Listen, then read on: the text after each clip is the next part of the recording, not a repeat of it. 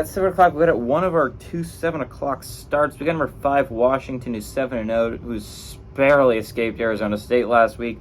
Turning to Stanford, who's 2-5. Washington favored by 27.5 points on FS1. Michael Penix Jr. has gone 182 with 257, thrown for 2,576 yards, 20 touchdowns to 5 interceptions. Dylan Johnson's had 69 carries for 346 yards and 5 touchdowns. And Rome Odunze has had 45 catches for 818 yards and 6 touchdowns. Ashton Daniels for the Cardinals gone 102 at 170, thrown for 1,225 yards, 8 touchdowns, 3 interceptions.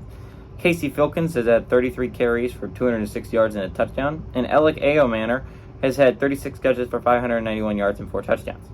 Washington's 45-44 against Stanford all time. Pretty even series, all things considered. Last 2 games have gone to Washington from 2021 to 2022, but they have split the last 6 games they've played. So, Washington's going to bounce back here. I don't see a universe where they don't. They had a weak performance against Arizona State. I kind of saw it coming, right? Like, Arizona State was coming off a bye. Washington was coming off a huge game against Oregon.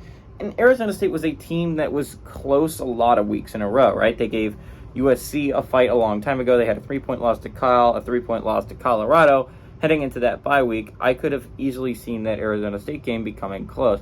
And if Arizona State can get a quarterback, any quarterback that can throw a football, this is not a bad football team. Bo Scatabo, Scatabo's been insane. He's a really good player. But Washington played down to Arizona State last week. Arizona State's defense absolutely owned Michael Penix Jr. And owned, I mean, he threw for 250 yards, but he threw 0 touchdowns and 2 interceptions in that football game. That was not a good game for Michael Penix Jr.'s Heisman campaign. Ashton Daniels had a rough week last week. Stanford had a rough week in general. Coming off a big win over Colorado 2 weeks ago, they got their butts kicked by UCLA. It's going to happen again, right? Stanford is not a very good football team. As Pac-12 teams go, I would say the only team that is worse is Arizona State. They're not a good Stanford team. Although Stanford did beat, props to them. They went on the road, and they beat Colorado. They stunned Colorado after a huge lead.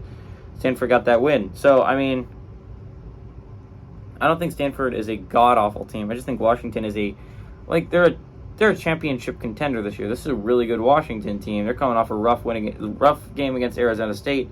They're going to bounce back. I think they just come in and they just humiliate Stanford. Give me Washington to win and cover on the road.